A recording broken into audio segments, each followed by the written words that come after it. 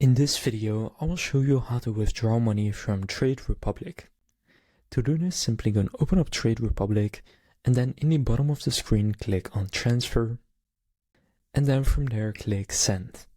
Now there, if you have already used a bank account in order to deposit money, then that bank account will show up right here and you can then select it. If you haven't yet, click New Bank Account.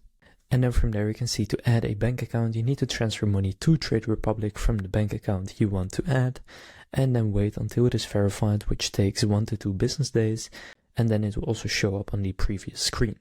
So if you already have one, just go to select it, and then from there you can choose how much you want to send, so just enter the amount you want. Now remember that you first need to sell the stocks or bonds or whatever you are holding in order to send it, since it needs to be in a fiat currency. So just enter however much you want to send and then click next. And for example, I have 50 euros here. And then from there you have the overview with the IBAN you are sending to and the recipient and stuff like that. If it's all correct, just go and click on send, and then the money will be sent to your bank account. So now you know how to withdraw money from Trade Republic. If this video was helpful, please consider leaving a like and subscribing to my channel. With that being said, I will see you in the next video.